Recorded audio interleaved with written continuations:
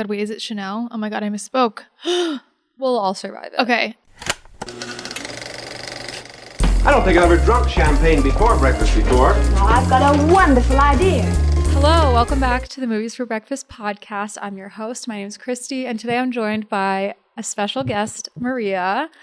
We're going to talk about The Devil Wears Prada 2, which we saw together the other night. Oh, yeah. And I'm bringing Maria on not just as a friend, but also as what I would like to call a fashion insider. Okay, yeah. Could you share with us a little bit about like what your experience with fashion is? Yes. So I've been working in the fashion industry since 2022. Okay. Pretty much I've only ever had a job in the fashion industry. I am on the business side.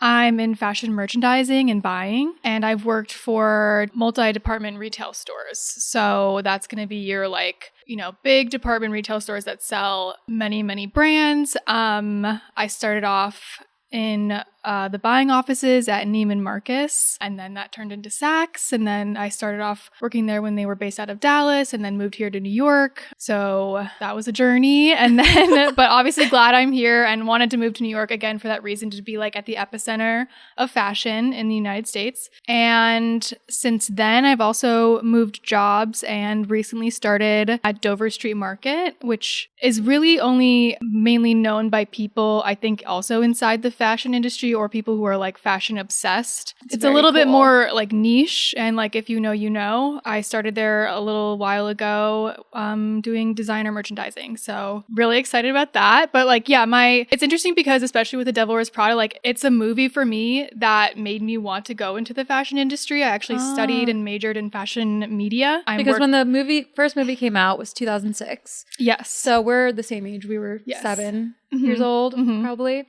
And was that like a formative experience for you, like watching the first movie? I don't remember how old I was the first time I saw it. I don't think it was like when it came out. Okay.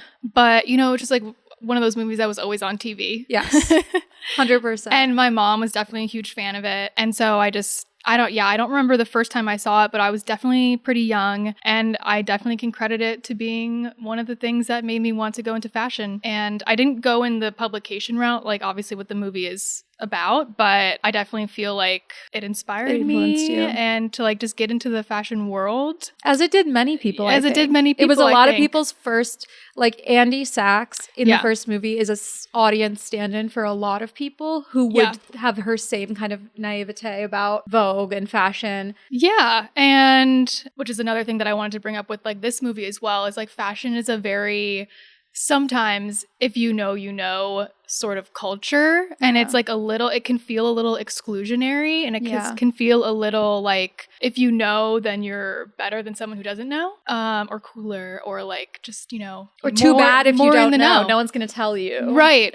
No one's going to explain. And that's another thing that I thought so much during the movie is like all the references, all the cameos. And there's lots of ones in the first movie too, but I was probably just like too young to actually clock them. Yeah, it's like there's no explanation. And it's kind of just like you just have to know.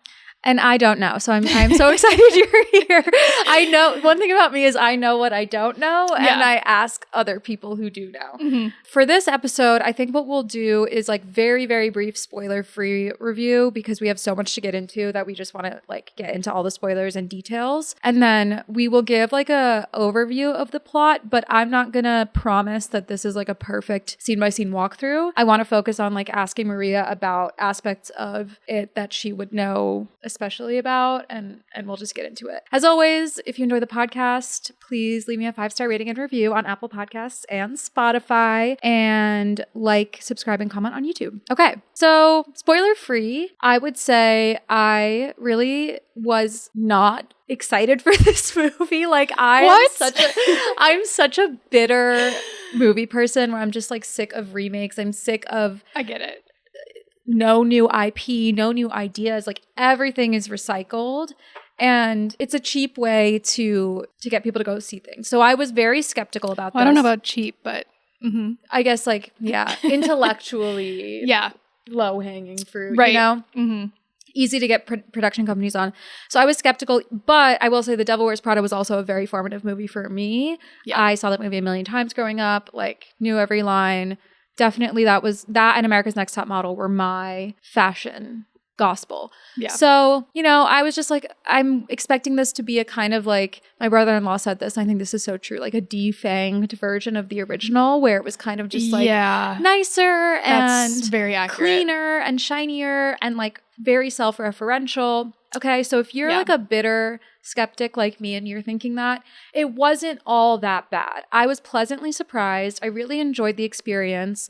We went in an AMC packed house, everyone laughing and talking in a way that I really like on a premiere weekend. Yeah.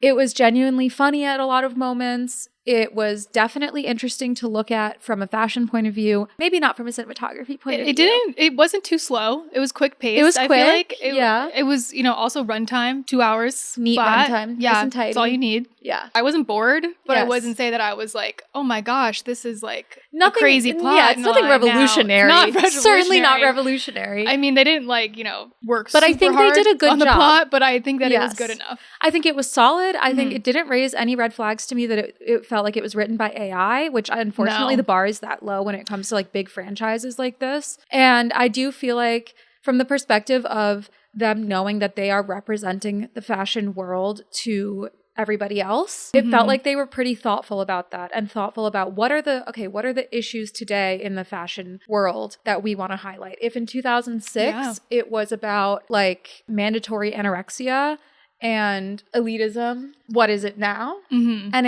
it was pretty thoughtful about that. So I was pleasantly surprised. I was interested, and I think it's worth going to see. I gave it 3 stars, which to me is like solid, good. Out of 5? Okay. Yes, out of 5. 3 out of 5. Imagine I say like, it was great. 30%. Would you recommend someone go see it? Well, I mean, I'm so biased, but like, yes, I would 100% recommend someone seeing it. Especially if you've seen the first one, which I don't know how you could have missed that by now. But certainly my audience. My audience is like 90% female and in our age range. So exactly. I think the nostalgia is just good enough reason alone to go see it, which is okay. I know like that's literally why they keep on doing all these remakes, is because people just like nostalgia just wins every time. I don't know. I'm sorry, it just does. But I mean, Meryl Streep, Stanley Tucci, Emily Blunt, Anne Hathaway, okay, and we'll talk about that later. But just like really big, like heavy hitter actors. If you love New York, go see this movie. For sure. It was fun to watch in New York. Exactly. If you like fashion in any way, go see this movie. You know, something good for the whole family, I guess you could say. It was very family friendly. It was too family friendly. It was too family friendly, and that is also one of my gripes about the movie. Because the original is not. No. I mean, it's not more really. Gritty. Yes. I'm going to give it I don't know if you do a decimal system. You can do halves. But okay. I think once we get into quarters, like don't piss me off with like 3.25. But 3.5. Okay. Yeah. Great. I feel good about that. All right. I think that's enough spoiler free. If you're really intent on not seeing spoilers, close out now and come back when you've seen it. Not that there's anything crazy, but I hate hearing anything about a movie before I go see it. So I like to be careful about that. From here on out, we are getting into it. Everything's fair game. We're going spoilers. Spoilers are starting now. Okay. I'm going to give you a little bit of a timeline because I think this movie, if anything, it's so rooted in like time and place. So a lot of people don't know The Devil Wears Prada is actually based on a novel by Lauren, I think, Weisberger. I read it and I'm going to do a video on that as well. And that's a whole other story. But just know that the original novel was published in 2003. It is so 2003. The movie came out in 2006, essentially the same cultural era. The second novel, there was a follow-up novel, and that was published in 2013, 10 years after the original, and well after the movie had become like a smash hit, cult classic, what have you. So the second novel, in my opinion, was much more of a like low quality cash grab. And this second movie, I was a little bit worried would feel similar or would draw too much from that because the second movie is in 2026. That's 20 years after the first movie. So the books are 10 years apart. The movies are 20 years apart. And like a lot of the plot wouldn't have made sense for 20 years later in terms of their career and life stages. So thankfully, this second movie drew almost nothing from the second book. There were like little tidbits of ideas like going to the Hamptons and stuff that were in there, but it's essentially its own plot. Yeah. Can I just say, of course, 20 years later, I know they aged so little beautifully. Yeah. or I don't know, but they aged Hollywood. And listen, I try to be thoughtful on my podcast about how I talk about actresses. My spiel that I always say, just because I know I'm like anticipating how people react to this. My spiel is that movies are a visual medium. The way that actors look has always been and will always be relevant and important to storytelling. I am never coming from a perspective of like making fun of or shaming actors unless it's Brad Pitt. I'm making fun of him and shaming him. But particularly with women, like we were literally just talking about this off camera, we are very sympathetic to the stressors that they're under and the fact that like looking perfect is their livelihood. Any comment we make about cosmetic procedures, aging, appearance is coming from a place of this is a work of art. This is a production put in front of us to react to, and the way that people look matters. It is not a comment on the like value or ethics of any of the individuals who make choices in the system. Okay. I mean, just to that point, it's also a movie about fashion in the fashion industry. And that's a lot of people chalk that up who don't know about as just being like vain. Right. Or like concerning yourself too much with looks. Yeah. And I don't know, it's not really about that like completely. I feel like it's a lot of it is just like about, and they talk about this a little bit in the movie, just beauty. Yeah. And the admiration of beauty. And like sometimes the admiration of beauty can be on yourself. Yeah. And like, you know, feeling good about yourself and like you want to be beautiful too. So for sure. I think similar to film, fashion is visual. And there's like no way around that. No. It's just part of it. If the first movie, the conversation was so much about weight and size because remember it was the early 2000s. So Anne Hathaway is unironically described as fat by herself and other people in that movie in 2006. Crazy. So harmful. For sure did a number on us. When I rewatched that, either I don't remember how I thought about that the first time I saw it, because in my head, she doesn't look that different. She looks the same as like Emily Blunt. I mean, she's maybe like a little bit, I mean. She's just wearing bigger clothes. Yeah. Especially her now. Yeah. Well, now everyone is. Yeah. So teeny tiny. Yeah. But back then, I mean, every time I watched the original movie, I'm like, are they really being serious? Do they really think, Horrifying. Are they really thinking like, yes, Anne Hathaway looks fat? I think 100% they are. Because, I mean, that's what we grew up with. And we grew up with America's Next Top Model with like Tyra Banks just like telling the tiniest girls ever that their butt is too big, like on national television. Like, I probably thought I was fat at 7 years old. Watching this movie, you know? And I hope it's crazy. The next generation thinks it's crazy and thinks that we were crazy, because we absolutely were. Yeah. But if that was kind of the like big controversy about beauty in the first movie, then the analog to that now is about especially facial cosmetic procedures, anti-aging, what it means to age as a woman in the world, but especially in Hollywood where everything is exaggerated, especially beauty standards. And I think it's complicated, but you can't not notice it, especially when the cinematography and everything has changed so much. Like, I'm not sure if the 2006 movie was shot on film. I believe it was shot on film. And it's grainy and beautiful and warm, and it's the New York aesthetic. Like, it's not harsh. It just feels a lot more human. But now it felt like very much like the Kardashians, where everything is like suspiciously well lit. Yeah. And like it feels like we're shooting with a ring light right now because I'm not a production company, okay? I'm a podcast. But it felt like there was a ring light on everyone. Yeah. Like soft boxes, and that only exaggerates everyone's faces. Meryl Streep looks not a day older. No. And that's weird. That's what I'm trying to say earlier. I'm like, the aging is crazy. I did think it looked like she had, I said this yesterday, like a lower bleph, where her like under eyelid was kind of like pulled out more and her eyes looked like really out and open. I did notice that too, and I think it could be a makeup trick, and also like an editing trick, and like the glasses.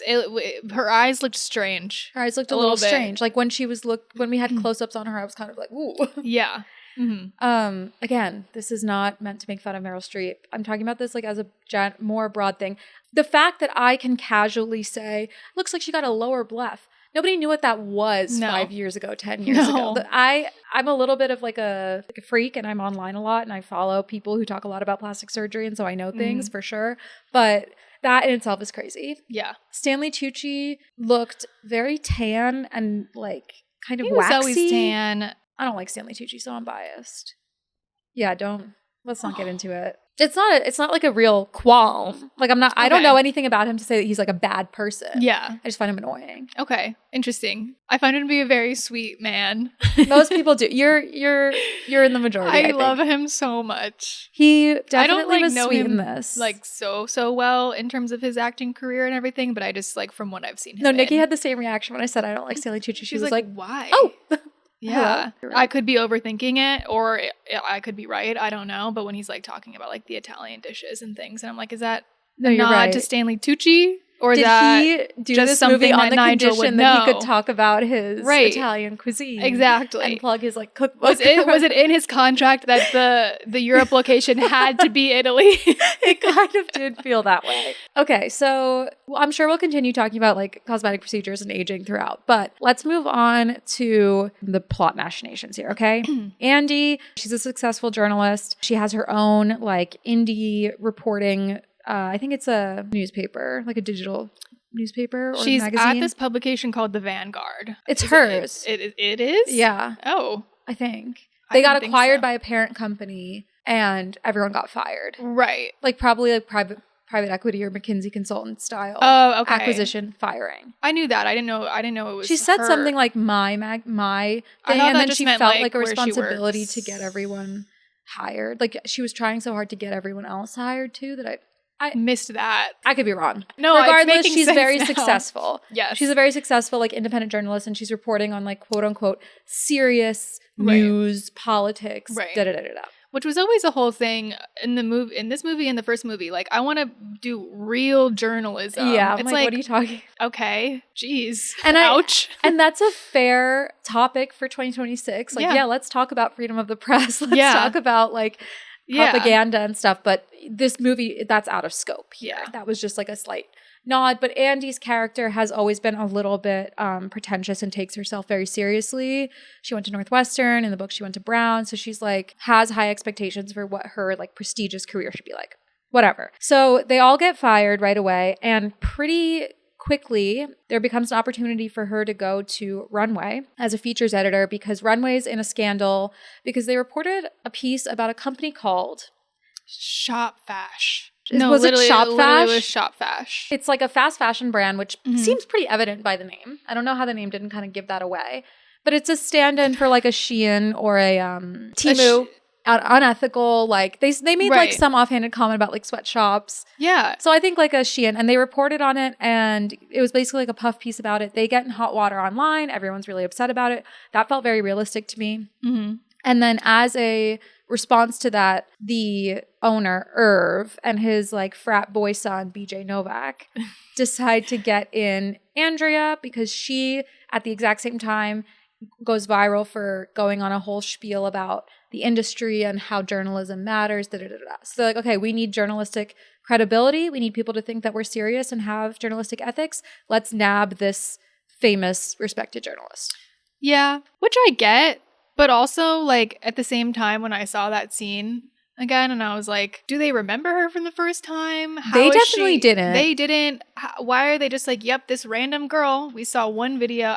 It was, okay, it's a little like, it's for sure the convenient. Movies are, you know, not everything has to make 100% real life sense. And I understand there were a lot of things like that felt very transparently like plot devices. Like, okay, how are we going to get Andy Sachs back at Runway with Miranda?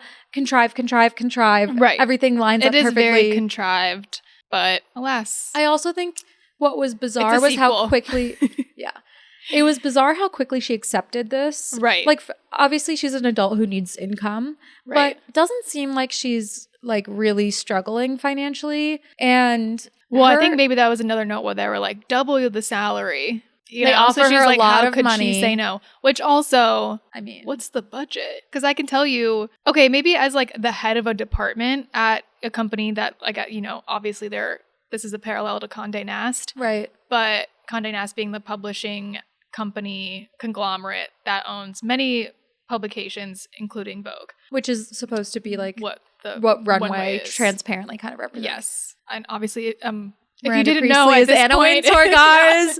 Big drop if we're gonna say something crazy. FYI. Yeah. So I don't know if this is a surprise to anyone, but people in fashion don't make a lot of money. Right. You notoriously make pretty much nothing. Right. And that's an element of the elitism, right? It's like who can afford to not make a lot of money? Exactly. Is someone who has like a solid foundation already. Yeah. Like, but like someone at her level, like a VP, like you start to make like a good amount of money. But I can't imagine her making like just the lifestyle, like the apartment and everything that she had after that when she like got this job and was supposedly making like double amount of money. I don't know how much money she would have potentially been making at her like Vanguard job. Let's say like 100K. Yeah. I mean, I think that's, I would say She's like maybe an editor. 100, maybe 150. I've never worked in journalism, and so I really don't know. For her to be like, what, 30 in the movie? Really? Well, she's fresh out of college in the first one, which was, that was 20 years ago. So no, she's like 40. 40. See, this is how confusing things are. For her to be 40 with like a really successful career. Okay, yeah, let's say she was making 150K. 150. Maybe she does freelance work, gets paid on the side, and they offer her 300. Would they? I mean, that's crazy. But then maybe they're trying to make it believable because they're like, we need this. They needed it. At the same time, I don't know, in the real world, I mean, Condé Nast just had huge layoffs. Like they are just like, they don't pay people very well. What do you think is driving the layoffs? I know that's a big question. Well, I think it's a huge plot point too in the movie. It's like AI. Yeah, just content. Anybody can make content nowadays, so you don't need, these huge magazines to be the ones like the providing the gatekeepers to see what's, going on in the fashion world or whatever in this specific instance because of like influencers, because of Instagram, because of social media in general. Yeah. I don't know. It's cheaper also to create content. So I feel like that kind of just... Like everything now is audio video production. Like if you see something from a magazine that you grew up reading, like let's say Elle, Vogue, Harper's Bazaar, most likely anything you've seen from them is a recent like vertical video series or YouTube series. Like who is it that does... Vanity Fair does the lie detector test. Yeah. Vogue does like... What's in My Closet or whatever. They all have these like series. Yeah. But when we were growing up, we're like right on the cusp of digital media. I feel like I had read magazines like 17 growing up. magazine. We had I read magazines. like In Style all the time. I literally would like Vogue. I would read that and I would like look at all the outfits. Cover to cover. I would learn like what the like new season trends were going to be. At the same time as YouTube, the first generation of YouTube beauty influencers, I was like a religious follower. And those girls went on to intern at 17 magazine and then talk about it on YouTube. It was like a synergistic thing. Like the magazines were very early on, like clocking the digital age, whatever. I think it's more so just like the death of print media is like also a big conversation in the movie. Like Nigel at the beginning talking about how like the September issue is so thin you could floss with it. Because there's no advertisers.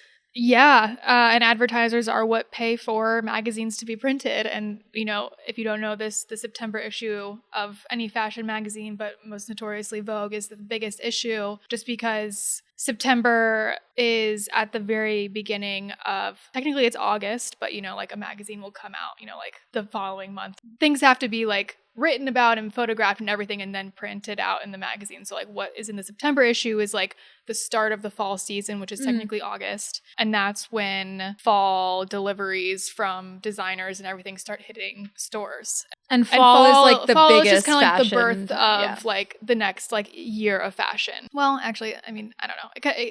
Fiscal calendars with companies like vary. But like, I guess if you're like looking at it in terms of this trend cycle. In terms of the trend cycle, in terms of like, I mean, it is kind of like starting kind of like the next year a little bit, like with, winter and like January coming around. So it is, technically considered like the new like year of fashion is the fall fashion season. And then, so September. And he's saying there's nothing. And he's like, there's nothing. And I guess advertisers are the ones that pay for print media. But when advertisers like in the movie Dior, which is where Emily Blunt comes in. Emily is a big girl at Dior. Yeah. She's what is her role at Dior? She's like the head of like...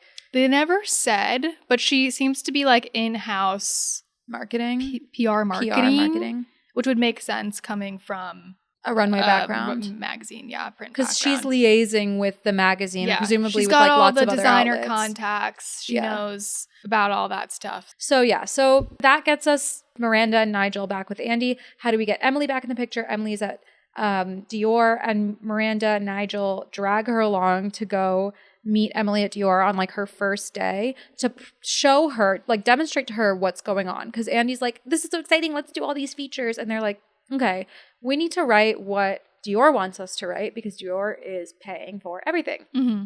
And that's exactly what happens. Emily is like salivating at the struggles at Runway. She's loving that they're having this moment of scandal. It gives her all the more leverage to say, you're going to write a lovely feature on all of our da-da-da-da-da, and in exchange for that, we will, and free pages of advertisements, free ad space. So like I think advertisements come in multiple forms in media and print, like back in the day print media, but now obviously digital too. And it's like it could be literally straight up an ad, like you see so many in the magazines. I feel like are like mostly ads these days, but it could also be a story or like a feature, or product placement in when they have a celebrity shoots. Stylist, like what to wear for fall, and all of those clothes have been given to them. And I feel like that's a big reason why print media is kind of dying. It's just because I think Emily brings this up. She's like, well, the only thing that's making money now is retail. Right. And retail companies can now, with social media, do their own advertising. Mm-hmm. I think that scene for me really stood out in a way of like, it reminded me, I just feel like this whole movie was just like parallels to the old G movie. Mm-hmm. And then I can name that from like the opening scene of her like wiping the steam off the mirror is an exact parallel to the opening scene of the original movie. Yeah. And then to this point of when she's like kind of Emily is walking Andy through the store, very, very parallel to how she's walking her through the offices of Runway the first time, explaining to her, this is a fashion magazine. These are who these people are. These are who these people are. This is what you do here. This is what you don't do here. Like this is Miranda likes this. Miranda doesn't like this. Like this is the like person in the company who does this because X, Y, and Z. And this is just like how every cog in the machine works and whatnot, as like she wouldn't know as an outsider. Mm-hmm. And then in this sequel, I love how it's like an exact parallel, and she's walking her along and Andy's just like following behind, and she's just like going on and on and on explaining. Mm-hmm. In this one, she's explaining the luxury retail business. As opposed to it being about like the luxury, like Dior is a major like fashion house, right? Yes. Like as opposed to it being about the major fashion houses doing shows and then that trickling down into like a department store. Yeah. It's become more like they do shows, but they also sell their own like lower tier things that not their regular clientele She can says buy. something that like, 20 years ago, or I don't really know what time frame she's referencing, but a $100 handbag was a splurge. Right. And now their bags are probably like averaging, $3,000 to $5,000 or something. Yeah. Which is insane.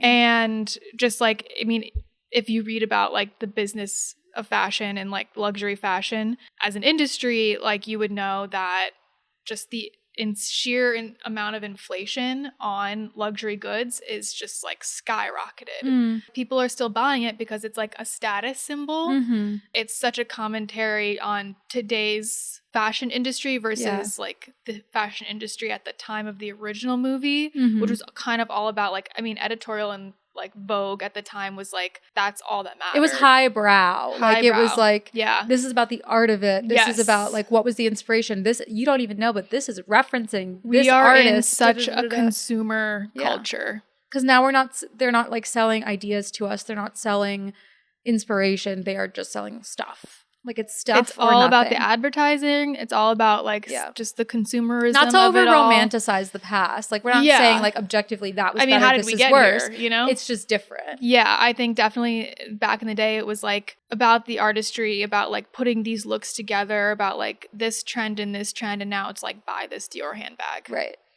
It's a shortcut. Mm-hmm. I also think like in terms of Emily's character, now that I'm thinking about it, she starts off like in the first movie, she's so passionate about fashion. She's so passionate about Runway and Miranda. This kind of felt like her being successful, but a sellout. Like is she objectively super successful? Yes. But she kind of admits, she's like, this is where the money is now. We're doing retail. Yeah. But it doesn't She's seem like, this like is the that's only thing like that's her making dream. money now. Yeah. And it's kind of the same as Andy, who like got her dream in reporting, but guess what? It's not making money. Bye-bye. Like they are two sides of the same coin where their like goals and passions might be different. Their creative outlets might be different. And they might each think that their respective one is more valuable or more important. But at the end of the day, we need people in fashion. We need people in political journalism. And it's sad on both fronts that the money is not there. Let's go back to some of the plot. Andy needs to write something that people will read to gain some credibility with Miranda so that she can do more of her own thing. And the only thing she knows that Miranda would be impressed by is if she could get an interview with Lucy Liu, who Queen. is... Lucy Liu! Also aged stunningly. I mean, Lucy Liu blows everyone else away. My jaw was on the floor. She was I've always been gorgeous. obsessed with her. Yeah. Always been obsessed with her. Kill Bill. Don't even talk to me about Lucy Liu. That one episode of Sex and the City. I don't know that one. But Lucy Liu is essentially like a Mackenzie Scott, formerly Mackenzie Bezos. So she, as part of the divorce settlement, she became worth almost $40 billion. Oh my God.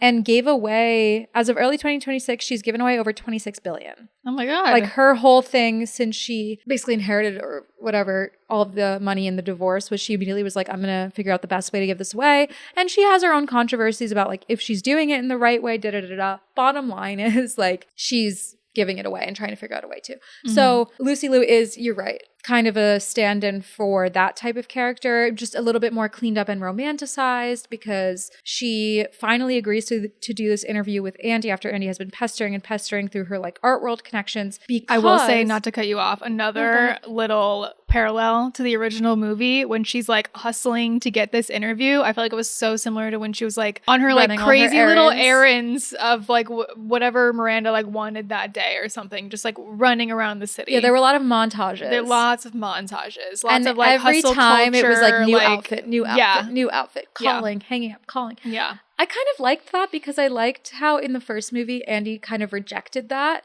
because it wasn't her choice. Like it wasn't about anything she cared about. It was bitch work.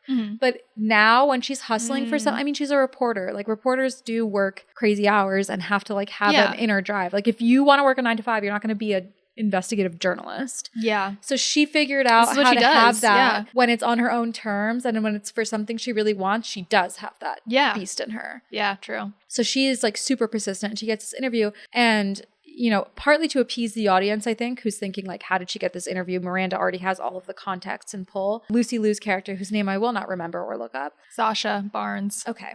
Sasha Barnes says part of the reason she agreed to do the interview is because she saw some of Andy's recent editorial work and saw that it was like really high quality and thoughtful, and that made her more open to sitting down with her. And as Miranda's doing the interview, she really likes how Miranda does the interview. They don't ask her about her ex-husband. They focus on her.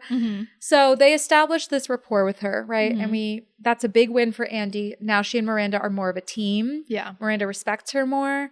And we put that in a little bit of a box. Yeah. Okay. The love interest. Oh, okay. Which is such such a sidebar. It's such a little like afterthought. It doesn't need there didn't romance. even need to be. No. I love romance. I'm an extremely romantic person in fiction. And if you're going to do romance, do it right. Otherwise, don't bother. It was a waste of my time. Don't bother. You could have just cut the movie She like shorter. goes to see these incredible luxury apartments because her friend who's like an art dealer. Hence our like math on her salary. Very unclear where these apartments are. It's like Chelsea, but then it like might be on the east side, but then it might be in Brooklyn. Who knows? Huge new tower of apartments.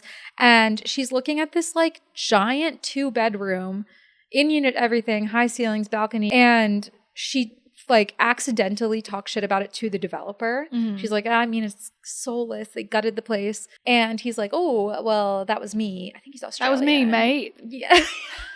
I actually did that. I piss Australians off with this. Anyway, he's a good looking guy. He's like a little salt and pepper. Yeah, he's like cute. funny and charming. She is flirting with him in like a diabolical way, like right off the bat. Like the giggle that she guggled.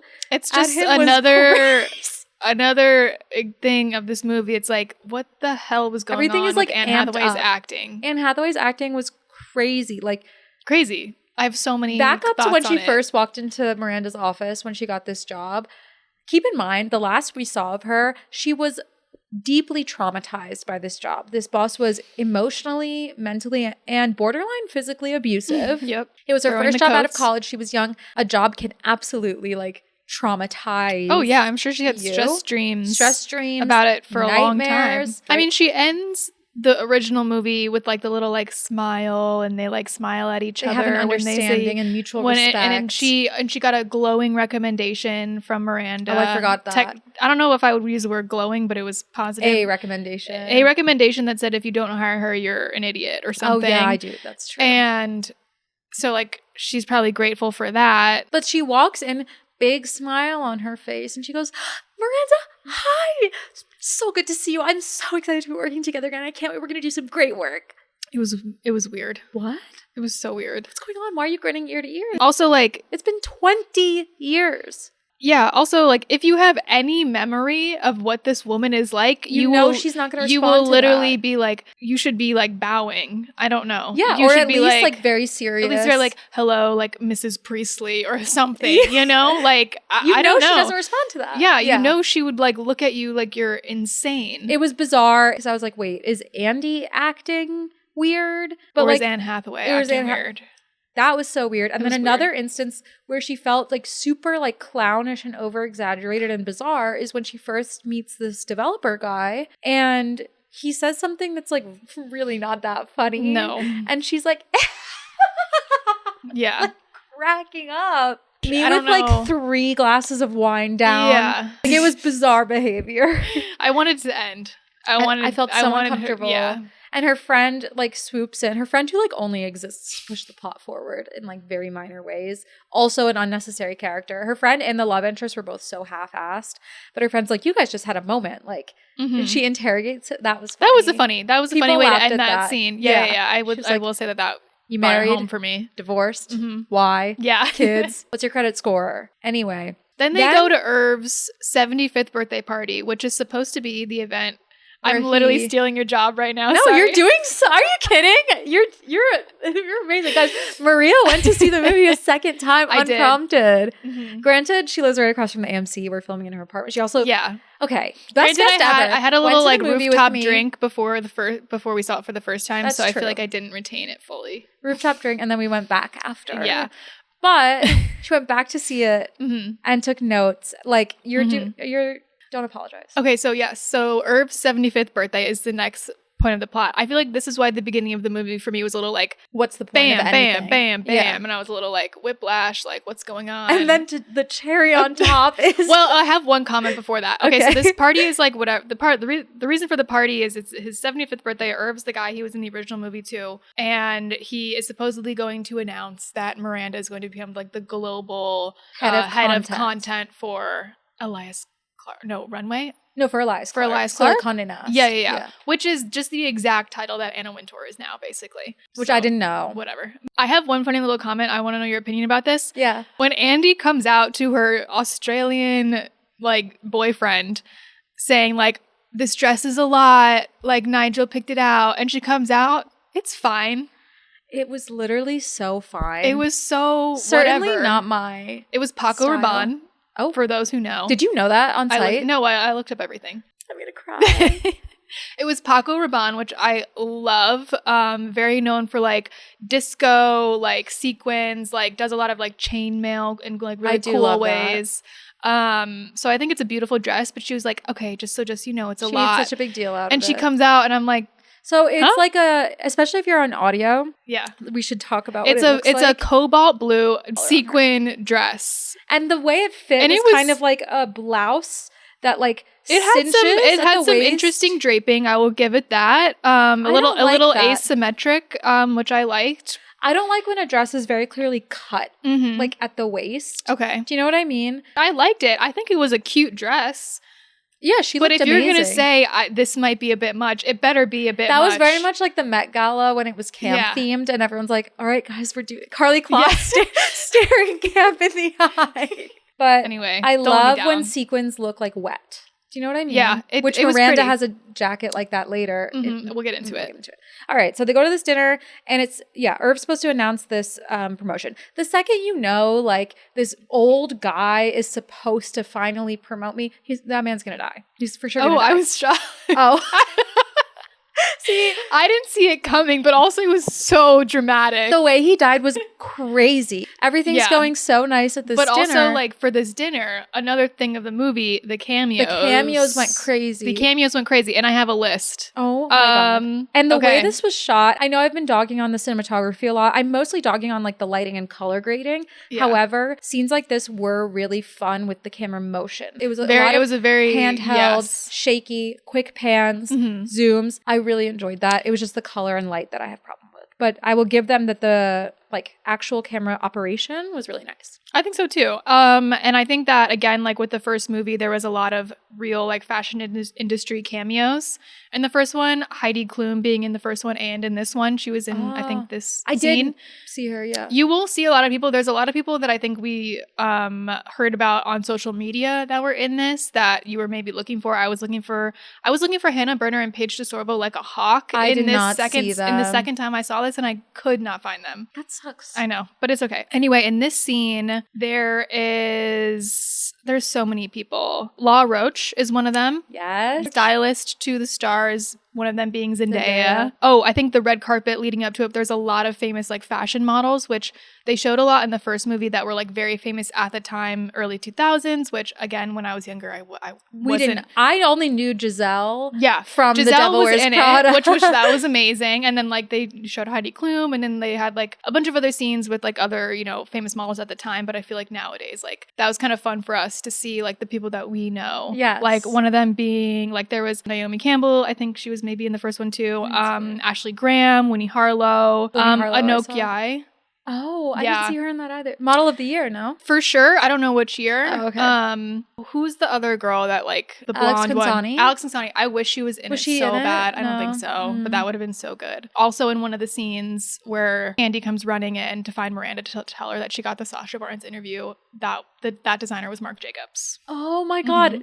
Right over my head. Yeah. I didn't know. I recognized him, but I was like, I can't put that name. He's not famous for his face, guys. No. The craziest cameo to me, and also I read I think the director or the producer's favorite cameo of the entire movie in this scene, the golfer Rory McIlroy. And you know what? He had a line. Did he? He had a line. What was his line? His line was when Emily and Benji were talking to literally Rory McIlroy, who just won the Masters for the second time. He comes up on the New York Times crossword a lot. That's why I know. Yeah. Northern Ireland golfer, very famous. And they're talking to Emily Blunt and Justin Theroux. So... Okay, so we should also and he literally has a line, and I'm like, I can't believe Law Roach doesn't have a line, but Rory McIlroy has a line. Sometimes I feel like it really just depends on like the random person who like has their little fangirl moment. You know what I mean? Like if it's me, like we're having every F1 driver in the room. True. Do you know what I mean? And they would have a line, and like no one Lewis else Hamilton would. has to be there. Lewis Hamilton has a huge speaking part. Okay. Yeah. I thought that was funny, but that was like a big cameo moment. I was feeling super overwhelmed. Like I knew I was supposed to know everyone's faces. I think I only caught like Law Roach and Winnie Harlow. Like I was just like bam, bam, bam, bam. But the other big thing at this dinner is that Emily walks in arm with Benji Barnes, the billionaire ex-husband of Sacha Barnes, who we got the interview with. Yep. So he is like just a perfect archetype of like the icky tech billionaire who thinks he's smarter and better than everyone, but is actually just like extremely cringe and kind of stupid. And Emily is very clearly getting her bag. Like she is social climbing. She's always been a social climber. She's shameless about it, as she should be. She has a lot to gain from this relationship with him. And I think they debut to us at that dinner. Yes. That's when we see that they're together. Yeah. Okay. So Irv dies. And he... It's not funny. And then it's the funeral. He literally just like collapses back onto like a huge round table and all the glass shatters. And it comes out of nowhere. Everyone, Miranda runs. Gasps. She went... It was like a really dark that was another moment for me where I was like, Miranda Priestley would never do that. I agree. No, she would look over and be like, oh. I think she would clutch her pearls. But it was a very tonally dissonant moment. Like, it was very off from the tone of the movie. Is very goofy and like self-aware and silly. And this moment was like high drama, and it was just felt a bit ridiculous. Like something like Succession juggles drama and self-awareness and silliness really well. This was just like jarring. This was campy. And I'm like, maybe that was the point, because I feel like every single character of this movie was just a caricature of their original. 100%. So Irv dies. Of course, Irv dies before he can announce the promotion. Of course, nobody else already knew about it. And Perfect HR timing. didn't already know about it. And too bad for Miranda. Too bad, so sad. You could say this is her comeuppance for snubbing Nigel in the first movie. Yep. Also at a big event, right? Is how he found out. So maybe that's like the idea there. I don't know. Parallel, yeah. And then we cut to his funeral. like funeral / wake. And Emily walks in like a totally inappropriate like backless dress or something. She's in some like crazy like cutout like short skirt, something very sexy, and everyone's in like full black. She makes a very funny comment here, which I love, when she's like, so funny.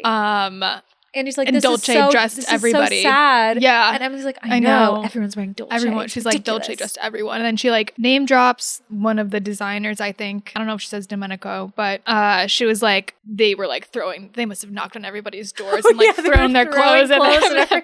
She's like, he's getting back at me for putting Kendall in our finale or whatever. Oh, yes. And then Benji's like, oh, Candle. I didn't know there was a To be fair, she did pronounce it very much like I think Candle. maybe her accent is Kendall. Because for a second I was like, Kendall. That moment for me, the first time I saw it, definitely was like, if you know, you know. It just was another example of like fashion being like speaking very fast, using like name drop, but also like not a full name, just a first name. You're just supposed to know who Kendall is, right? And the first name of the designer, you're just supposed to know who that is, right? And like using like shorthand and like abbreviations and like insider language. And also just her cutthroat attitude. Yes. Like the way that she's scanning everyone's outfits at the funeral, and she's pissed that she didn't get to like capitalize on it with Dior. Very funny. It was really She funny. has always been the most compelling character to me, I think. Not because she's likable, not because you root for her necessarily, but she's so unapologetically herself. Yeah. And she's so authentic to like, if she has a mean thought or a ruthless agenda, she's the funniest person in the first movie. She was the funniest in this one too. And she was probably the funniest in this one. I think Emily Blunt has great comedic timing and great line delivery. Yeah, she just kills it as this character. It becomes apparent very quickly that the son of Irv, who is played by BJ Novak, very much doing like great a kind casting. of perfect He killed casting. it too. He's such a little shit. He's so like Kendall Roy coded. Yeah. And he takes over the company, and he's immediately like in his ugly ass like Patagonia vest and like Allbirds sneakers. Yeah, when he comes into the offices. Oh yeah. So I clocked that the vest was Peter Millar. Oh. My bad. Didn't get the sneakers or anything else, but Peter Millar vest, which is a very like expensive, but it looks just like it's like golfers wear it. Yeah, he looks like a typical like finance bro, but elevated. He's not wearing Patagonia, he's wearing Peter Millar. Right. Yeah. And to someone like me, it looks the same and it looks equally bad. But but he comes into the office, and of course everyone's wondering like, well, what's going to happen now? What's going to happen to the magazine? Does he share his father's like views, because Irv had kind of a soft spot for Miranda and was old fashioned. There was a quick little scene of them having a little meeting before BJ Novak. I don't remember the character's name. Can't remember. But before he comes in his like little finance pro vest and stuff like that. And I was like, this is so crazy. The people at the table were just like interjecting and like demanding from Miranda, like, what's going to happen to the company? What's going to do? I'm like, you are yelling things at Miranda Priestley? Like, who do you think you are? That's part of what I mean when I say it's defanged. Yes. Like, Miranda was like a tyrant in the first movie. Genuinely a bad person. People were genuinely afraid of her. Yeah, like she was abusive. There was a meeting in the original movie where like full-grown adults were like, well, I guess like our idea is this, and she's like, boring, stupid, done it before. Yeah. And they're like, okay. And then this movie, Gen Z people are like shouting their thing, which is maybe on there's purpose. An element of like, there's an element of realism that might to be it in a the thing. sense that like the times have changed. Also, if you think about it, like 20 people years have ago, no respect for authority. Period. And that's she my lost generation. her authority, maybe. I don't know. I also think she's softened a little bit because like she was clawing and scraping to get her place in the industry 20 years ago. Now she's a legend. You don't have to treat people this cruelly necessarily. It's been 20 years, it's it's like she's solidified. Maybe. But I do think it was exaggerated. In a way, I was like, this is not Miranda. This is some new character. It didn't feel like Miranda. And I think it was partly because like that shit would not fly today. Like, no, that would not fly at all. That's why I thought it was so she's strange. An anti-hero. She's the villain in the first movie. In this movie, we need her to be sympathetic. And so she can't be as evil because, especially like you say, our generation, Gen Z, I mean, we're a cusp, I would say. I'm the youngest. Yeah. So I identify with millennials as well. Yeah. Zillennials. But we don't laugh off like corporate abuse. Like we think that's serious and bad. And the older generations think that we're babies for that. But like it's true that. But also we still have like a respect for authority in a way where we're like. We do for a fear, sure. Maybe a fear. I would say I have a respect for especially like my elders and people who have like decades of experience. Right. At something. But yeah, they're just totally like going off track of what they're supposed to be pitching ideas to her. And they go, what's going to happen to the company? She's like, guys. They're like, hey, now that Irv's dead, what's going to happen to us? He wants to make all these changes. And I'm like, are you kidding me? Can we talk about what Miranda's wearing in that scene, by the way? Okay, so the tassel jacket was a very big thing for me. What were you feeling when you saw it? When I saw that jacket, I thought this is the ugliest thing I've ever seen in my life. That's what and then this is also another thing about fashion. You see something and you go, that's the ugliest thing I've ever seen in my life. What, do you have some hideous skirt convention to go to? Like, she's wearing this like jacket that is entirely made of tassels and multicolored like tassels. On, like, a thick velvet like it's curtain. like if you went to some like fabric store, like a furniture upholstery place, and you just got any sort of like fabric tape and tassel and like sample, and you just put them on a coat. So that coat or that jacket is Dries Van Noten. Okay. Who is a... Wait, how do you spell that? Because I feel like I might know what that is spelled Dries, Dries Vannoten. Okay, yes. And he's a very well-respected designer. Also another designer where you're like, he's not a household name, but if you're in the fashion world, then you know who Dries is. And up until I think like a year or two ago, he was the like sole designer for his brand. Oh, cool. Once I found out that jacket was Dries Van Noten, then you have a little bit more respect for it. Yeah. So I mean, my thought was like, that's fugly. Yeah. What's the story? Because there's a reason why Miranda's wearing it. Exactly. And there must be like some kind of background to it. Right. So like, again, the whole thing with fashion is you're like, you take one look at something, like, I'm like, that's so ugly. What the hell is that? I'm like, oh, it's Dries Van Noten. Okay, respect. And you can still think it's ugly. And I would never wear that. But you understand that someone put thought into it. But I'm like, it's a piece. But then that goes to like, fashion is art. Yeah. It's a piece of art. And not all art is meant to be aesthetically pleasing, like beautiful in the very like traditional sense. For sure. And I also think like when you're working in fashion, you see the same clothes over and over again. You see the same outfits over and over again, that sometimes I think you just crave novelty, and the novelty and the strangeness is enough to make something interesting. When you see something new, you're just like excited because it's different and weird. And I think like that gets pushed to the extreme the more inside it you are. Yes. Yeah. What happens to the company? He has hired a bunch of, first of all, he has no respect for Miranda. He is like patting her on the shoulder in this like bro-y way that just absolutely infuriates me. And he's very flippant about like, meet me downstairs at the cafeteria for lunch in 10 minutes. That was actually a really funny scene. That was a great I liked scene. that a lot. I have a story time. Go. Okay, so once upon a time, I was working when my offices were in the financial district at Brookfield Place. I met with an old coworker from Neiman's who then worked for Condé Nast. Ooh. Because I wanted a new job and I wanted to work at Condé Nast, obviously. And she met with me because there was an opening for something. And I went into the offices of Vogue. Oh my god! Or gosh. actually not Vogue. I mean, technically, yeah. Condé Nast. Do they have like a whole building? So the offices for Condé Nast are at One World Trade. Oh. And so I popped across the street, went into the One World Trade building, went up to the floor of the cafeteria for Condé Nast. Guess who was there? No way. Miss Anna Wintour. No way. Yeah. So in the Has cafeteria. been to the cafeteria. So she has been to the cafeteria, but guess what? The cafeteria, I mean, like, I'm sure that they have multiple, or like this one especially. I mean, like, the views in this building are insane. Like, it's just like all glass windows. And that's different from the location 20 years ago because they were in like Midtown. Yeah, I feel At like least the in the book. offices for this movie were like kind of the same as the original. They felt like Midtown. Yeah. But anyway, I'm like in this cafeteria. It's pretty big. It kind of has like two sides of it, sort of. There's like a little bit of a divider between like one side being like mostly just like sitting and tables and stuff like that. There's like a coffee place, whatever, like in the middle. And then there's like the other side with some more tables. The other side with more tables where me and my friend were going to go sit was completely blocked off by security. Oh my gosh.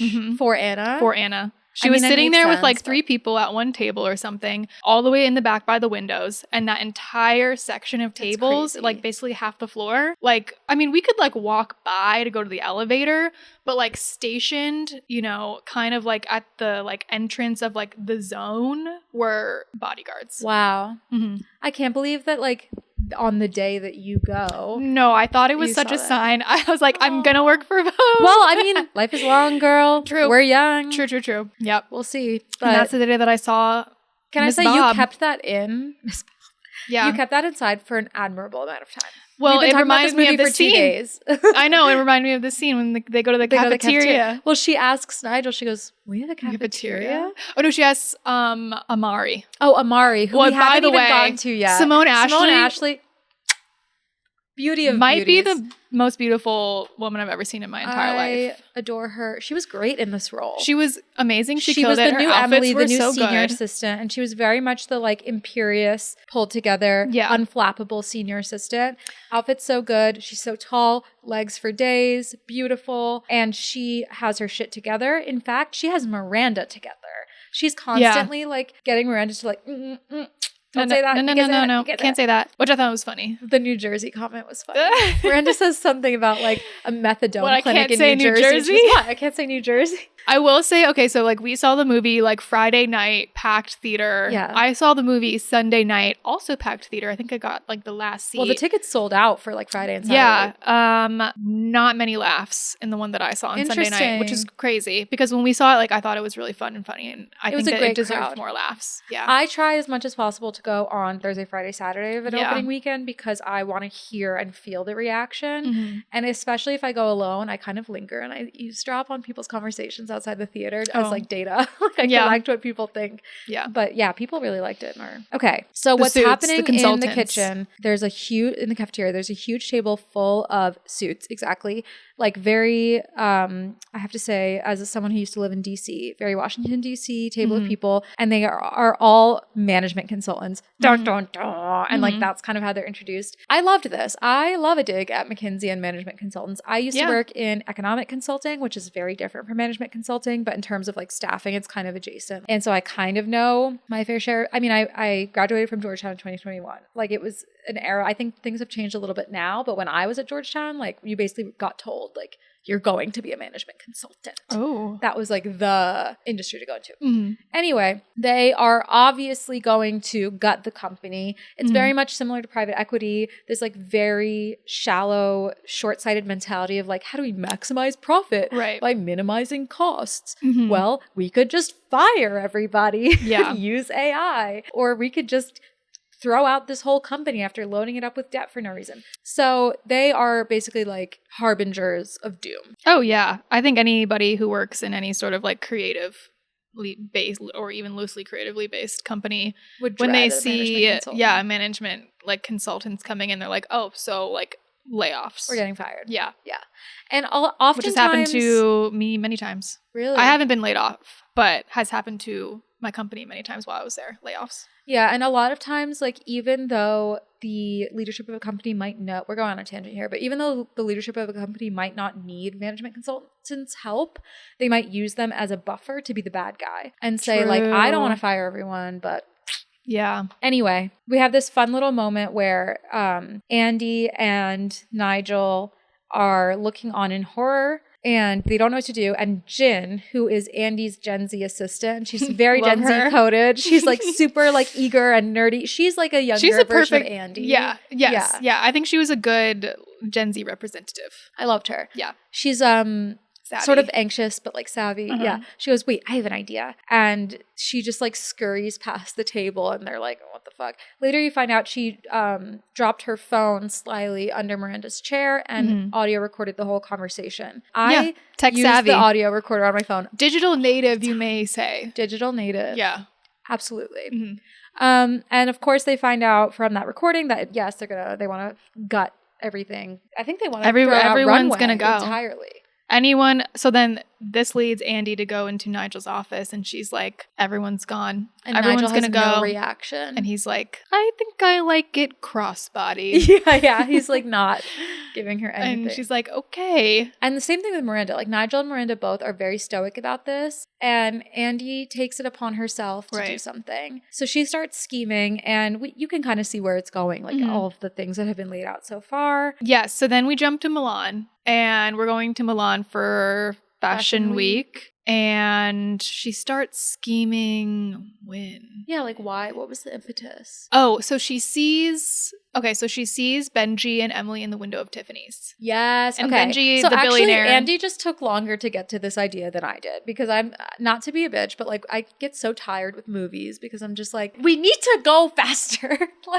Especially with the real life parallels where we know that Benji is kind of a Bezos stand-in, and we know that in the real world, Jeff Bezos is buying Lauren Sanchez a Vogue cover and like a editorial on their wedding. It's like, come on, like we know where this is going. Yeah. So in Milan, Andy spots Benji buying Emily some like ridiculous jewels, and she has this idea, and she and Emily start sneaking out and have this like little meeting where they're plotting for Benji to buy specifically Runway, not all of Elias Clark, Runway, and retain all of the staff and retain Miranda as editor.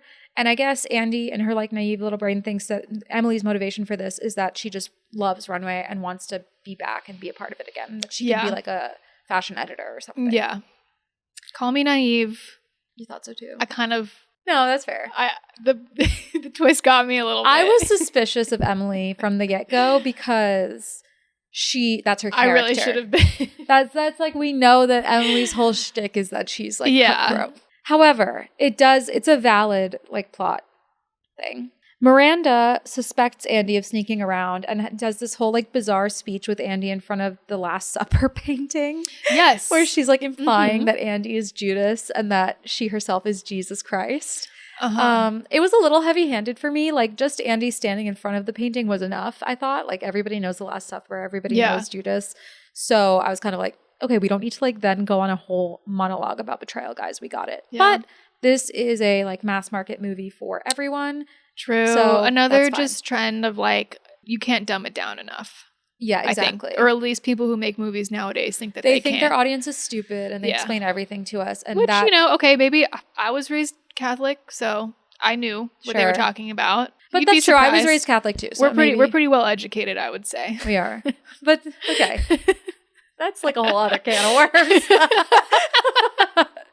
We can't even open that door. As someone who took one art history class, I would say I liked this scene because I liked them spending more time on it, at least, than maybe you would think that they needed to, because I love the comparison of just like art in general, and I love how this is a movie about fashion, but then they also spend a minute here talking about just art, and especially like Renaissance art and Da Vinci. What's Da Vinci? It's Da Vinci. I think it just draws another parallel of, for me, like why I appreciate fashion so much, because I think it is art, because I just appreciate art in general. And I feel like I get a little frustrated sometimes when people are like, oh, fashion is silly and fashion is just like, they think it's vain. There's so much and misogyny in that. Right. So much misogyny in that, but they just think it's like, oh, silly girl hobby, you just like fashion. The fashion you just girlies. You just like shopping. The same way that like the marketing girlies, like anything that's female dominated gets like infantilized and dumbed down to girlies. But I think like what people really don't understand, especially if you love fashion from a historical perspective, or like if you've ever like actually studied it or studied designers are artists. Yeah, the way Miranda it's just studying art history in clearly another has lens. such a depth of knowledge and like context around everything she's looking at. And I think like that's just another thing about like the humanities and like things like that. Like fashion is just another subsect of just art in general, and I think that it needs to be respected more in that way. I agree. Yeah. That's fair. And also, shall we say, we're recording this on the Met Gala Gala Monday. And Maria is being more than generous with her time, apartment, attention, effort. But on top of that, not watching the Met Gala live stream right now, which I deeply appreciate. But the theme this year is like fashion is art. It's something art as art. Fashion. It's like I didn't hear get any as much press as it normally would. Mm-mm. But I do think they must have released this movie on the same weekend on purpose. As a synergistic thing that aligned well with the theme of fashion is art. Okay, so Andy's getting anxious that Miranda thinks she's betraying her. Well, she just thinks that she knows that she wants to write the book about her because earlier in the movie, one of Andy's coworkers, like I guess then works for like some publisher, and she's like, if you write a book about Miranda Priestley, you could get a huge amount of money. Like a huge amount of money. Which is, again, just like, okay, so we're just like taken from the real life story, yeah, I guess. that's a little bit meta because then now we're meta. talking about Lauren Weisberger who wrote the book. Right.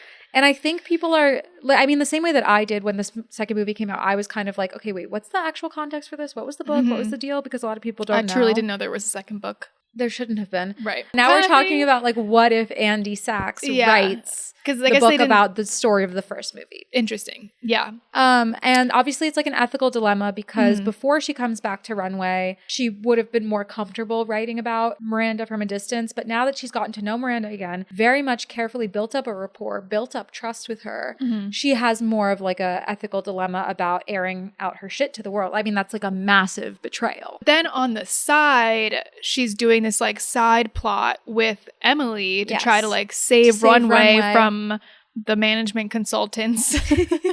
So what does she do?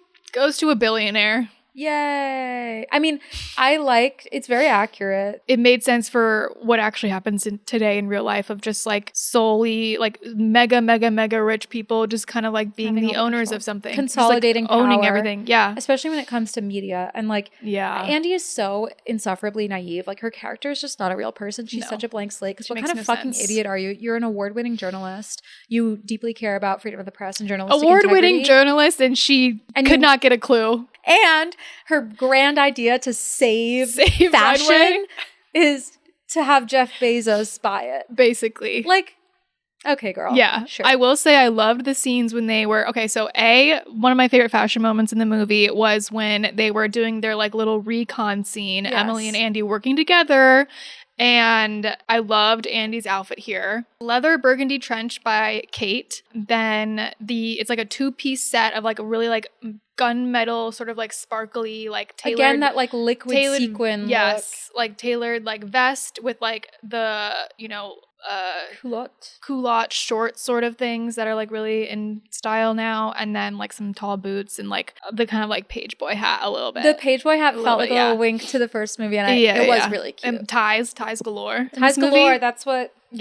Yeah, the set underneath was Armani, and then the jacket was Kate, and then Emily is in a very cool little John Galliano, kind of like newspaper hoodie print, sort of like hoodie thing. That was John very Galliano cute, makes sense because thing. Yes, John Galliano was a very notorious, well, not notorious, that's the wrong word, but like famous designer who designed for a very long time for Dior. Oh, okay. I didn't know. He's very well known as one of the great designers of Dior, and then also has his own line. But he's very well associated with the Dior. And then I think the rest of her outfit was either Galliano era Dior or I don't remember. It was great because it was like ostensibly casual. Like she just like threw on like a hoodie and some layers, but it's all like very thought through. Yeah, which is very Emily, and also like the the like self-referentialness of having it be a newspaper print. She's like, we're gonna buy a media company. Gotta dress for the job you want, Emily.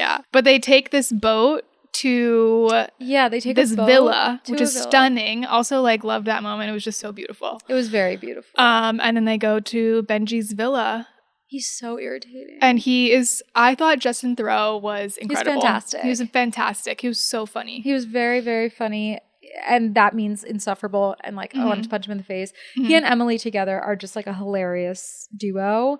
And she's very much like transparently mean to him. Yes. Yeah. But he's exactly where he wants to be. Don't save him. Can we talk about, before we like move past Milan too quickly? Yes. Let's talk about what Miranda wore to that dinner when she has like the black sequin jacket. I'll let you describe, but I loved that outfit on Miranda. Andy is wearing Armani. There was a lot of Armani in this movie, which I appreciated. Do you feel like that made sense for Andy's character? I think so. I mean, I think they all wear a lot of different brands, but I also think I can go over like the list of all the brands that all of the characters wear, and it actually is pretty siloed to like I think they each who have their theirs. characters are, which I really appreciate. But there is just in general a lot of Armani in this movie, which I think is an homage to Milan, to the recent passing of Giorgio Armani last year. Just like one of the greatest designers ever. I'm a huge fan. And so the fabulous coat that Miranda's wearing in that scene is a floor-length black sequin coat. And then on top of the black sequins, kind of spread out evenly across the coat, are multicolored gemstones. Yeah. Which honestly, I could have done without, but I love those black sequins. Yeah. There were so many amazing great. sequins in this movie. And it looked so like, yeah. She steps out into the night into like this beautiful plaza with like geometric tile, and we get like a really wide shot. That was a beautiful shot. Beautiful shot. Yeah, again, I know I'm shitting on the cinematography, but really awesome sets. And like, you can tell there was a lot of love put into this for not just fashion, not just art, but like architecture and Milan and New York as like physical hubs of those things. But exactly, she steps out and you see like the moonlight reflecting off of her black sequin coat. It's just fucking incredible. I love that shot also just because it's like, it's beautiful. It's Italy. It's this like really old, square in Milan, of course, like a really historic city, which, unfortunately we don't really get here in the United States. Oh God. But, and then you see just big box, Prada, Valentino, the giant store in that like historic square. Yeah. So that was like, I think that was very on Europe. purpose. But I mean, that's just like how the world is now. And then under it, her shirt also. The shirt I think was blouse. Rixo, if I remember correctly, but I can look that up. But then another one of our favorite outfits, also in another like montage scene when they're going to all the fashion shows, that like black sequin suit of hers that you liked, which is like the white shirt underneath. I liked? I don't know. Maybe Nikki liked it or something. Wait, on Miranda or Andy? Miranda. She steps out and she's like in a full sequin, like jacket, pants. That was probably me because I love the sequin. Yeah, that's also Armani. Okay, cool. What I've learned from this movie is sequins are fucking in, baby. Yeah. Which you can never go wrong. Can I not say, too much. Shout out to my mother because my mom is always ahead on trends. Like 2 years ago, she bought this like amazing, or wanted to buy this amazing like all sequin. Like my mom and I both love like sequin with patterns under. Ooh, do you know what I mean? Yeah. We've been on that grind. But anyway, let's take a breather really quick. Yeah. All right, we had said that the whole Judas Last Supper thing Andy thought was about the book. Honestly, it's kind of unclear. It seems like it was like kind of both. But after that scene, she runs to Emily and is freaking out, and she says like, Miranda knows. Like, we have to tell her about the plan with Benji because Miranda has figured it out, And she doesn't want Miranda to think that they're trying to take Runway out from under her. So they go to Miranda's hotel room together, which is like huge. And Andy's so excited and bright-eyed and bushy-tailed to tell Miranda, like, great news. Benji's buying Runway and everything's going to be awesome. And you'll be creative or editor-in-chief for as long as you want to be. And like, she literally aren't you so says happy? That. Yeah. And Miranda goes, wow, like I didn't expect this kind of betrayal. And Andy's like, what are you talking about betrayal? It's not betrayal. We did this for you. And this was great. Miranda turns to Emily and says, tell her. And Emily just looks guilty, and Andy realizes that Emily has actually done it for her to take control of Runway herself. Yeah. Obvi, this is Emily. We know Emily. Yeah. This is her M.O. Do you think she's happy at Dior doing PR? Obviously not. Okay. Disaster. Andy with Anne Hathaway is just like Andy constantly is so, teary like, eyes. Shocked. She's like, Something that really like frustrates me about Anne Hathaway's acting, and I've just had a lot of Anne Hathaway lately because I also saw Mother Mary recently, so I just feel like I've been like oversaturated with her. But her acting is very much like reliant on the doe-eyed. Her eyes are always like about to shed a tear, and her mouth is always open, and she's always like stuttering like crazy, but it was insane. Every scene. Is she happy? Is she sad? Is she excited? Is she nervous? She's doing the same thing. Yeah. So in this scene, she just kind of like breaks down and feels guilt. She's like, Miranda, I'm sorry, I didn't know. Whispering. Okay, she runs out. This is like Dark Night of the Soul, darkest night of the movie. Okay, everything's bad now. Emily betrayed us. Next morning, Miranda bangs on Andy's door first thing in the morning in Milan, and our mojo is back. She says, I have a full day of shows to get to, and you have a whole lot of phone calls to make. Yeah. And you're like, bam, we're back. We're back, baby. We're back, baby. Another montage.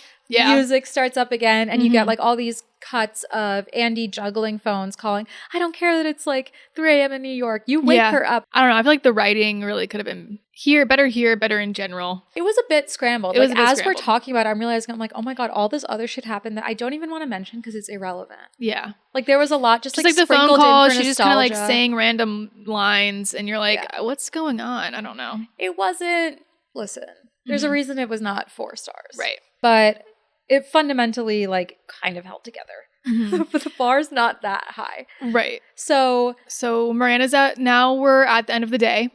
Yes. That Andy had this one day to pull off something. We don't know what. What could it be, guys? But now she's at like the runway hosted show in Milan. And we get the cameo of all cameos. Oh. Miss Gaga. Lady Gaga's there because someone else canceled. They couldn't afford someone. Which the second time I saw it, that's when I was like, oh, that's what they were referencing the first time when Nigel was like, we have to call into a favor, and she's like, absolutely, she was a nightmare. Yeah, Miranda's like, I'm not gonna call her. I'm not calling her. And turns out to be Gaga, and they have this like simmering animosity. Just like just fun and silly. I mean, Gaga is. I was thinking about it. I was like, she is the only appropriate person for that cameo role. I think that Gaga to me was the only acceptable choice for this. I agree. Cameo, for this like little role, for this like music moment. I mean, obviously she's on the soundtrack. She has like 3 songs on this movie soundtrack. And I didn't like the music. I didn't like the soundtrack. The music was fine. It was Selling Sunset Netflix reality show music to me. A bit. It was like, girl boss, wake up and go to work and sell a house, girl boss, fashion. Yeah. I wasn't feeling it. I'm sorry. I was not feeling it. And I love Gaga. No shade to Gaga. I like the song that she performed in this in the scene that she was in. Like I think it was very like classic Gaga, maybe toned down a few notches. It just felt like generic Gaga somehow. Like it didn't feel like her. It sounded more like her new album, which I don't think was like is her best. I mean, she could have done Abracadabra, and I would have been. Oh, that would have been incredible. It would have been so cunty. I know, but just like what Gaga has like just means in the fashion world, I think is also just really important. About that. As like a pop star who always like really pushed the envelope on fashion. For fashion. Yeah, she really like brought fashion to I think like the music world in a way for our generation like past pop stars definitely did for other generations, but she just did in such a different way. I mean, the meat dress. Well, we all remember where we were. We all remember where we were. I was in the cafeteria in middle school saying, those poor animals. That's disgusting. And I said, ew. No, but yeah, she introduced this idea of like method dressing kind of like playing the pop star role on the red carpet as well. It's a very like fashion was a tool of just like her pop star's persona. Yeah. I mean, her videos crazy, the outfits crazy. She was like the first one to be like super avant-garde. She was always avant-garde. She was always tapped in with like the designers, gay culture. Yeah. So I think that was perfect. I love that. Mm-hmm. So many of these scenes we're thinking about it, we go, what happened? I saw this movie twice. Almost nothing happened in so many scenes. The timeline is a little hazy. It's just like a lot of back and forth. Okay, well, anyway, we're at the show and Miranda keeps on being like, where is Andy? Like, is she here yet? Oh, yeah. She's like, did she figure it out? Because apparently they only had 24 hours to figure this out. Yeah. Oh, I guess the other deal was going to close. So they had to get in. Okay, that makes sense. Yeah. But then Andy comes rushing in. She goes, we did it. She's in this like very interesting look. I feel like I don't remember. It was a gray and black plaid dress, like full length sleeve, like collared shirt almost, full length skirt. It's very like modest. She was for her. wearing it was an a lot interesting of kind silhouette. of modest things. I feel like throughout this movie, a lot of collars and long sleeves. Yeah, which I don't But for Milan dislike. fashion show, I think this one was kind of weird too. Also, it was a full Chanel look. Was it? Yeah, which is like, I don't know if Chanel is like a nod to like the first Paris movie. from the first movie. Yeah. And the Chanel. But also like it's Italy, so I feel like it should have been an Italian designer. And also I just was like, this dress is kind of. I don't remember. It wasn't one of the more memorable. It was okay for me. But also, I mean, she just had a long day of phone calls, Maria. Yeah. Okay, so God forbid. Yeah. God forbid she throws on a full Chanel. Like, let the girl live a little. Yeah. But also, everyone's in 6-inch stilettos all the time. It's absurd. And she comes running in and she finds Miranda and she's like, I did it. She's like, but we have to go now. Oh, yes. And you're like, what is so Miranda can't even stay for the show. She can't even stay for this runway event, which she's supposed to give this big speech Miranda about runway speeches. and the love affair between Milan and Italy and runway or whatever. Yeah. But and then Nigel wrote the speech for her. Yes. As always. And Miranda's like, I can't go now. I've got to give the speech. And this is the perfect moment for Andy to then say, there's someone who can give the speech for you, Miranda. And he's been right in front of you this whole time. And it's Nigel, who has been overlooked and unappreciated. Guys, maybe it's because I don't like Stanley Tucci. I don't really give a fuck about Nigel, okay? He was not that important in the first movie. He's not that important now. He just has these little moments where he like deigns to be nice to Andy besides being like so mean to her all of the rest of the time. And then we're like, oh, he's so sweet. No, he's kind of mean to everyone, but whatever.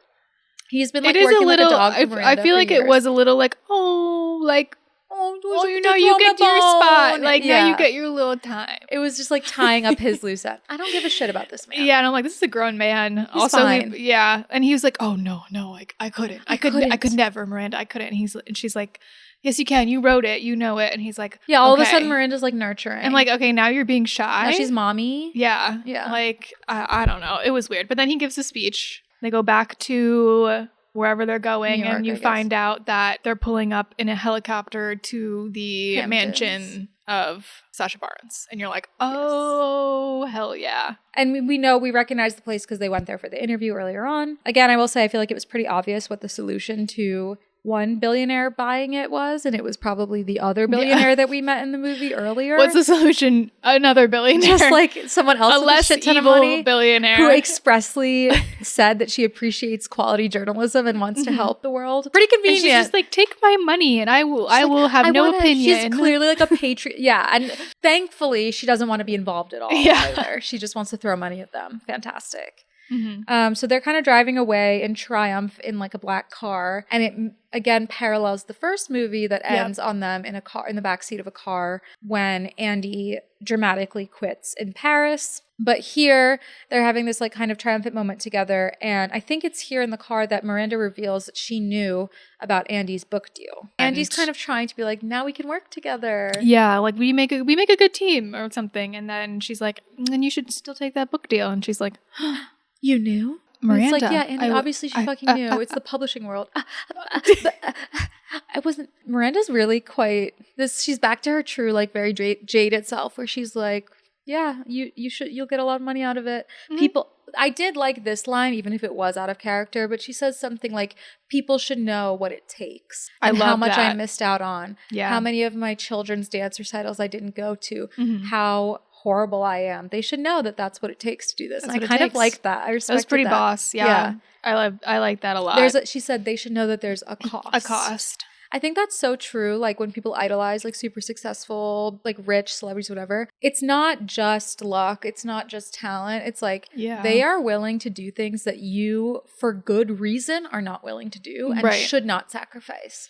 You know, like you idolize these people and it's like, well, do you want that? And yeah, I think people definitely glamorize like the position and like what she gets to do, and maybe even like glamorize her rise to the top. Yeah. But don't really like sit in it to think like what it actually takes. And if you like actually read people like that, like her biography, or another cameo when like they were in the Hamptons, Tina Brown, who was the editor-in-chief of Vanity Fair, like around the same time that Anna Wintour was coming up in Vogue. It's like if you actually learn about what they did and how hard they had to work to like get to where they are, especially as women, you would be like, they're crazy. Yeah, you're a crazy person. She wasn't just hurting other people by being a menace and being a terrible boss. She was so alone. Like, she did not have a single friend in the world. Yeah. She did. They touch on that in the first movie too, like the divorces and everything. Yeah. How lonely it is to... It's lonely at the top, baby. But yeah, I thought that was a nice conclusion for them and their relationship. Like, they're never going to be besties. They're never going to, drink wine and kiss. But they have this mutual understanding and a level of respect. I believe we also get a little bit of a conclusion after that for Andy's quote-unquote romance line. She had a fight with this stupid developer boyfriend guy. By the way, it's like never totally clear that they are even together. We don't see them kiss until this last scene when they make up when she gets back from Milan. And she's like, listen, I know I said some things and I know you said some things, but maybe we could just be imperfect together. It's very cheesy, very canned. And then they share like a very like dry, closed mouth kiss. I'm sorry, there was just no sexual chemistry between them. There was the whole movie. There was none. It could have been her cousin. Like there was just nothing there. There was just no point in that storyline at all. Like it didn't drive the plot in any way. It was ridiculous. But that gets tied up, yay. And then I do have one more thing to say about the car scene though. Actually, I wanted to say that I think it was again like a parallel to the first movie. But I feel like in the first movie, like that's when Andy is like, I could never be like you. Oh, yeah. And then in this movie, I feel like it's like, I get you. It's a recognition that like she I get was you. I get why you are the way that you are. Totally. And then Miranda's point, she's kind of like, you did this to save yourself too. Yeah. You didn't do this just to like be nice. Oh my God, yeah, that's ridiculous for her to be like, Miranda, I wanted to save you. Bitch. Yeah. Like your own ass is on the line. Yeah, you wanted to save your job, your company, like 100%. Your role, your reputation, and there's your nothing future. wrong with that. Of and course there's you want to nothing save wrong yourself. with that. And I think Andy then like acknowledges that. Yeah. And realizes that like, okay, like she kind of comes down off her moral high horse. Totally. There is like a bit of a discussion about like values. Yeah, and I think that also speaks to what I was saying earlier about when she's like making all these phone calls and hustling and bustling. Now that she's doing it with more agency and purpose, she is that person when she like scoffed at it before. And I think like it's two extremes. Like the first job when she was fresh out of college was like such an extreme of like abuse. Yeah. But the right answer, the right career path for her wasn't necessarily something like with really great work-life balance or like a 9 to 5. That's not for everyone. Some people are satisfied being a workaholic and being like career obsessed, and that's her. Turns out 20 years later that was her. That's how you be a successful investigative journalist. She is a workaholic. She is career obsessed. Yeah. And as much as that's like pro-capitalist, pro-productivity, whatever, it's valid. Like that is a valid way to be, especially for a female character. Yeah. To be unmarried, no kids, successful, happy. That's not nothing in 2026. That is something. That's worth something, you know? Yeah, and it also kind of just makes me think about how, like, in the first one, she's like, I could have never done that, what you did to Nigel. And she's like, well, you did. You did it to Emily. Oh, yeah. And she's like, that's different. In this one, she kind of screws over Emily again. On purpose this time. And she's like, I think the theme or, like, the lesson that she, like, I guess learns is it's not personal. It's just business. True. I think, like, she just gets a very, like, she just has an air of, like, yeah. I did do this to save my career, and I don't think there's anything wrong with that. Yeah, and also, I mean, it's a pretty easy, like, Emily, I don't feel protective over Emily. Like, Emily got what was coming to her because she plays a dirty game. Yeah. You're allowed to buy the company back out from under her ass. Right. Now, I think naive Andy would say, let's hire Emily. Let's give her a second chance. In this version, that's not what happens. No. She gets coffee with Emily, who has like a crisis bleach blonde. If I've ever seen someone in crisis. It was awesome. It was like the platinum bleach bob with the roots. dark roots. That was me during like early COVID. I bleached my whole head and cut it in a bob, and I looked just like that. And it is 100% a sign of mental crisis. Yeah. But I loved Emily's outfit. Emily's outfit in the scene was one of the most memorable to me, weirdly enough. Yeah. And it Coach was like, outfit? Yeah. Yeah, I'm tacky. I don't know, what can I say? She's like a house coach, and everyone in theater goes, oh my God, yeah. Well, you're obviously wondering like, well, what's going on with Emily now? And when Andy goes, how's everything at Coach? There was like audible groan. Everyone goes, oh shit.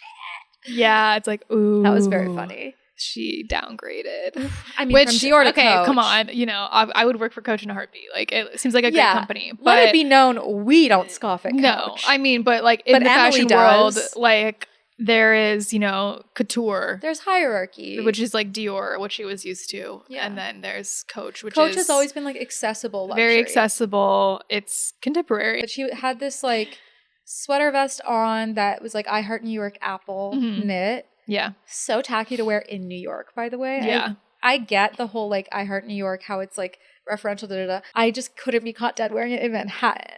I would wear it in LA maybe. Do you know what I mean? I have this like New York sweatshirt. It's very just like, I don't even remember where it's from. It's like gray and it just has like New York in the blue letters. That's at my home. You can't wear it I couldn't step outside in that. There's something like really bizarre about wearing it here.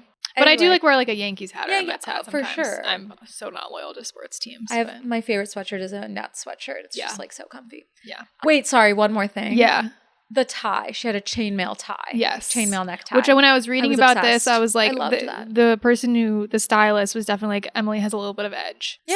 So it has to be. Well, she's British. I feel like she has a very London punk edge to her. Yeah. And we'll get into some of the brands that all of the characters were wearing and I feel like that makes sense for their character. Okay. But yeah, she always had the short dark nails and rings and darker eyeliner. She was a little bit goth. I find that very British. Yes. Okay.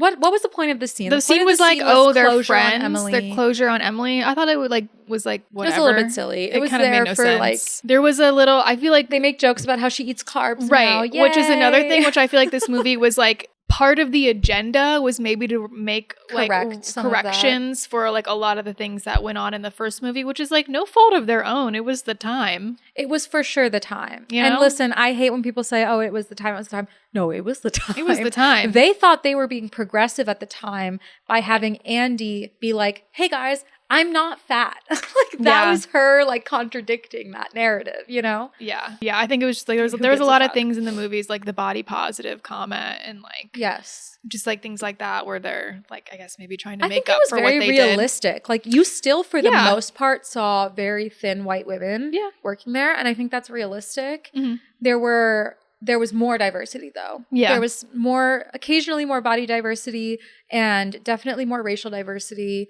But like still felt realistic to like, unfortunately, how the fashion world is. Mm-hmm. Okay, so I think we can wrap up the plot there. It all works out for everyone, kind of. Everyone is happy in the end, mostly. Yes. Listen, was it revolutionary? No. But did it do its best to kind of like juggle all of its different agendas and tie it all together? Yeah. I think it was a difficult task in the writer's room and it wasn't bad. Mm-hmm. I can't stress enough how low my expectations were. Oh, yeah. So when I saw like a coherent idea of a story in front of me, I was like, okay, good enough. Yeah. And I think just like all the press that they did made people really sick of it before it even came out. And just like I knew that it wasn't going to be as funny as the first one. I knew that they weren't going to be like as mean as they were in the first one, which I wish they were. Like it's okay to be mean in the movie. I know. Like, come on. Yeah, my expectations were really, really low and I was really nervous because I loved the first one so much. And I had a good time. Same. I think I was pleasantly surprised. Yeah, I was pleasantly surprised. It could have been much worse. It could have been much more of a cash grab. Been terrible. That being said, on plot and story, Maria has done her homework and I want to hear it. So let's talk about the fashion. So, this was that outfit that I was referencing, if you remember. Okay, yes. I love that. That was a good one. Those are big sequins. Like, these are big sequins. So this is, oh my God, wait, is it Chanel? Oh my God, I misspoke. We'll all survive it. Okay. Apparently it's Chanel, which, you know, Miranda wears a lot of Chanel. Then this coat, again, was Armani. And then, yes, it is a Rixo, like metallic, kind of like iCat print blouse underneath it, which is really cool. Just like a lot of like that liquidy metallic kind of thing going on, which was really fun. Oh, one of my favorites that Miranda was wearing was a black and white stripe Schiaparelli blazer. Ooh, I love Schiaparelli. Schiaparelli, really, really nice. Having a huge moment within the past couple years. David Rosenberg is the creative director, designer. I don't really know what they call them anymore, but he's from Austin, Texas. Oh, cool. Yeah, we love him. Go Texas. Schiaparelli is like also a little bit avant-garde, but really, really, that's a really old house too. But I feel like sometimes people think like things like that are new, but they're not. They just are being like coming back. They're just coming back, I think. Well, I didn't know Schiaparelli made such regular clothes. Like I only know Schiaparelli from red carpets where it's like really structural and weird and stuff like that. I believe they like Kylie Jenner I think is seen in a lot of like Schiaparelli. There's like Miranda's in a lot of like this brand called Libertine, which I think is definitely like age appropriate for her, but it like very like interesting print like shirts and jackets and coats, so she can like wear like layers I think but still like keep like the look interesting. She's very maximalist. I feel like she loves to clash prints. It's kind of a power move. It's like you tell me this doesn't match, I dare you. She also wears another Dries Van Noten blazer. There's like a lot of really good power suiting, I feel like. So like I think that Miranda's brands, like, you know, the Dries Van Noten, Libertine, like the Schiaparelli, like it's classic brands, like they're really, really highly respected brands, but they're a little bit more maximalist, which I think makes sense for her. Okay, then we see Emily. She's like, in one of the scenes when she's at the villa, she's in this kind of like shredded sweater a little bit. That's Rick Owens, which is like it's very like goth, a little avant-garde sometimes, like distressed. And then the scene at Irv's party, she's in a Rick Owens gold metallic strapless bustier top. Yeah, so like just edgy. Edgier. She's pretty edgy. But glam in a way sometimes and very too. sexy. I feel like. Yeah, and I think Rick Owens would definitely be described as kind of sexy. It. Yeah, and then like the hooded outfit. Nat Galliano like newspaper print like hoodie or whatever. So yeah, I think like the Dior obviously making sense for like her career at Dior, and then the Rick Owens for like her kind of goth. Not goth. That's not the right word. Like edgy, like kind of like. I don't know. Edgy, perfect. Sexy, darker, like kind of style. Okay, Simone Ashley is seen wearing Tom Brown. I love that for her. It makes sense. Like she's very like very polished, clean cut and preppy almost. Like she knows what the fuck's going on. Yeah, it's very like I think it makes sense for her being I'm serious about this. Like she's very serious about her job. Yeah, and I feel like it's a very just like I'm going to work. It also differentiates her from Emily because she's kind of the new Emily, but it's showing like she's still like her own individual. Yeah, there was a lot of ties here with the Tom Brown ties, plaid, collars, yes, pleats and things like that. A lot of short skirts, those cute legs. Oh yeah. And then she has a really cool like sculptural look, which is Jean-Paul Gaultier couture. Oh yeah, I liked that. That was cool. That one was really cool. It has like a sort of like a mesh cylindrical like cage, mesh cage. Yeah, from her shoulders up to her mouth. Yeah, you're like, how would you wear that? But almost like if a dog had surgery and they have to wear a cone. But it's not cone, it's a cylinder. Yeah. I liked this one. I was like, oh, that's memorable. It was memorable, exactly. Yeah. And then, Anne Hathaway as Andy Sachs. She's wearing, at the beginning, or kind of like throughout the movie, a lot of Gabriella Hearst, which is fairly newer I don't really know Gabriella Hearst. I don't know. Fact check me on this. I don't know everything, but newer in the sense of like more well known within the last couple years. I'm sure. Like I think her brand's been around for at least like a couple decades or something. But definitely like a favorite in like that realm of like Totem, Kate, that kind of vibe. Like quiet luxury. And one of the Gabriella Hearst looks is just like a plain white like pinstripe suit, but very nice. She wore a lot of like white on white. And they did talk about quiet luxury. Yeah, when they're in the closet and he's like pulling looks for the Hamptons. Oh yeah, and she wants like really colorful, yeah, she wanted things. This like Zimmerman looking dress or something, and it was fugly. It was like floral. It looked like Love Shack Fancy or something. Yeah, I don't know. And he was like, no, quiet luxury, and he pulled the top tier of quiet luxury, Brunello Cucinelli. Oh, okay, nice. And then he pulled some other Gabriella Hearst and like a Totem thing. So yeah, she has this one Jean-Paul Gaultier pinstripe top and pants. Nice. Very just like, she has a lot of like matching top and pant sets. Yeah. Her messenger bag was Coach, vintage Coach. Nice. Yeah.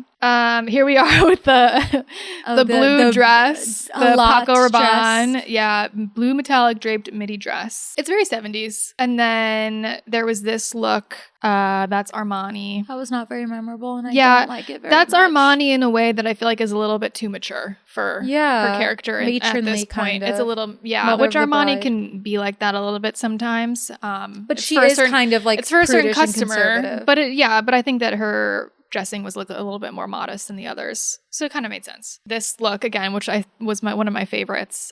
So the good. Armani like black sequin. And the matching top and pants and like the purse and the burgundy was really good. She looked like a woman on a mission. Yeah, exactly. I think what I liked about Andy's style too is it really told a story from the first movie to now. Like she starts off when we meet her like no sense of style, and then she kind of has this like very generic trendy style foisted upon her. Yeah. And now she's like a 40-year-old woman. She's successful, she's confident, and she has her own closet, and she does have a sense of style. And she's not like a frumpy blah girl. She wears like really cute outfits to work. She's put together. Nobody needs to tell her this time, hey, come to runway in a cute outfit.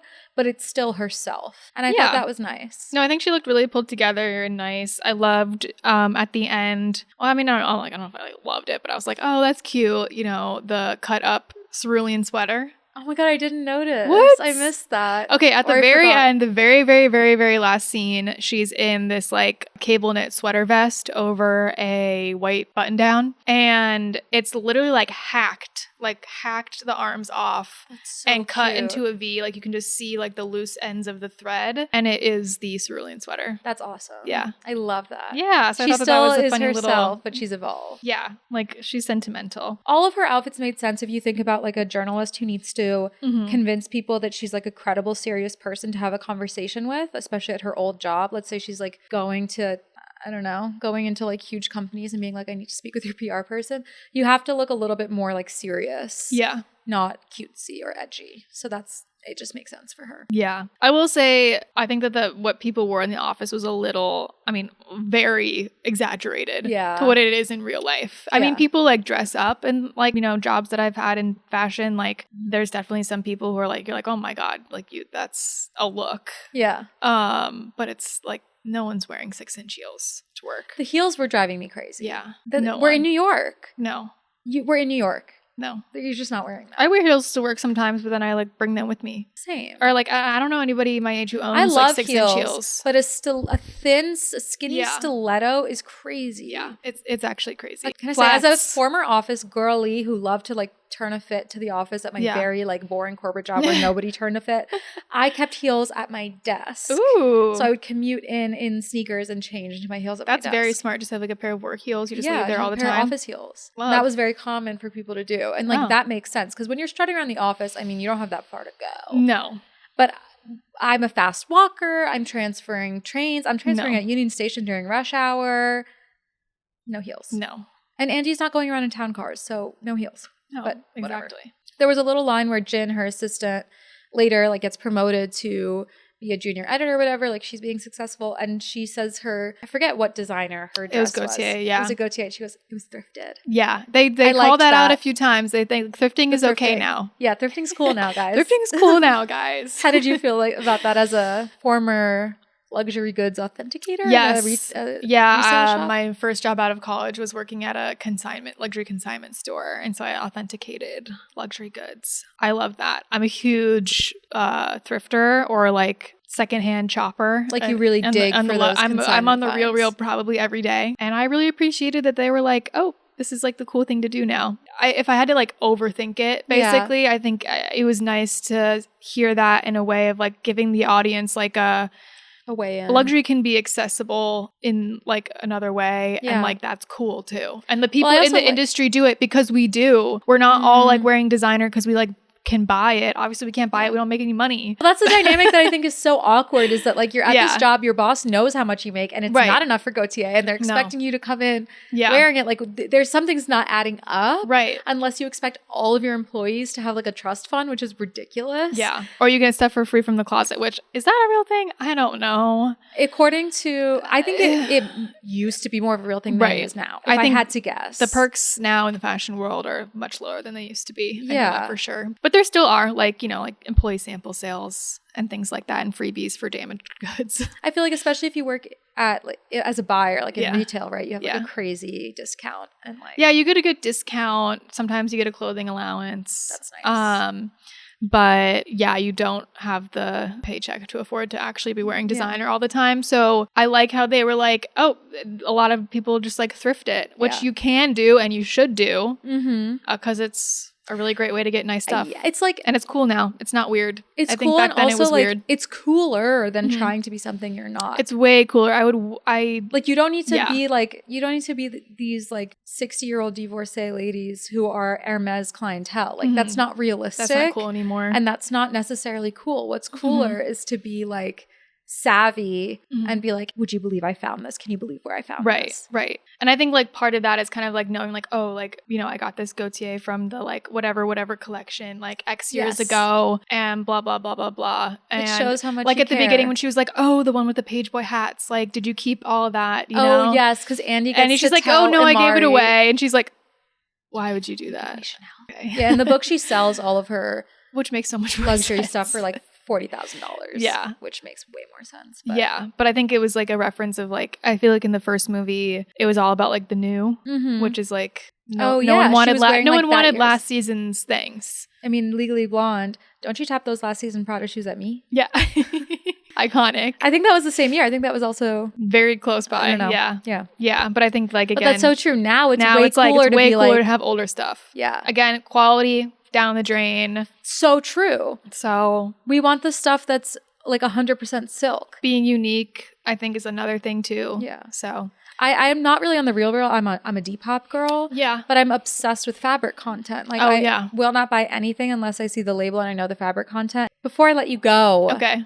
Is there anything about this movie that, like, as someone who worked in fashion or knows people in fashion, in New York specifically, you feel like they didn't show? Okay, I have one opinion. I don't know if it's like exactly answering your question, but I have been to one fashion show in my life. It's more than most people. One New York Week fashion show. Wow. And for like a small brand or whatever, it wasn't like, there wasn't crazy celebrities there. I think the most famous people there were like Love Island people. That will get me. Or like some Bravo celebrity. But anyway, they, especially the original movie for me too, I think really over glamorized the fashion shows.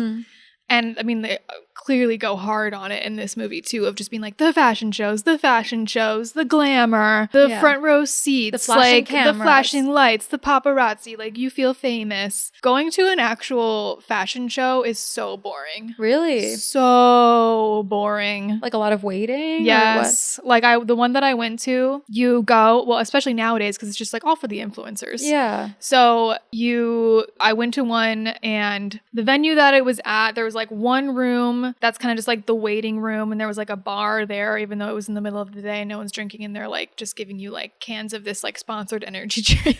I get there and I'm like walking out of I had to like Uber for something because I was like leaving the office at the time, and I get out, and first of all there's like people on the street that are just like getting photographed, and I'm like trying to like dodge them, and I'm like just trying to get into this building.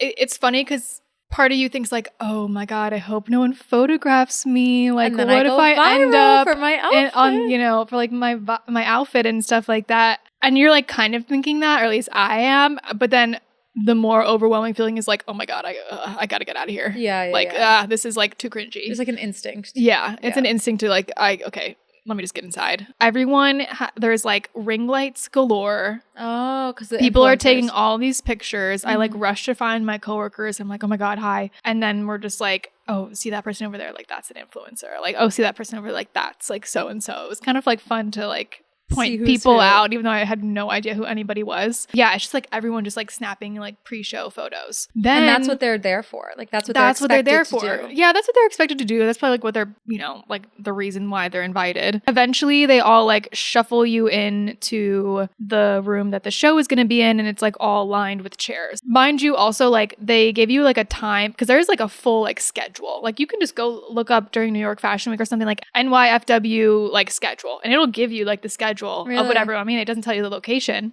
but it'll tell you like when like the show's supposed to be, and like also like the brand will tell you like this is like our show, this is location, like this is the time. And so I went showing up at the time thinking, okay, I get there maybe like 5-10 minutes late, whatever, doesn't matter. Like I know that they're not going to start till like 30 minutes after like the time maybe. But also knowing that a fashion show is like 10 minutes. Doesn't take that long to walk up and down. No. But we get into the room and I'm like looking at it's like, okay, show's supposed to start at 2. Probably been there for like 20-30 minutes by this point. They will wait until like the most famous person is supposed to be there.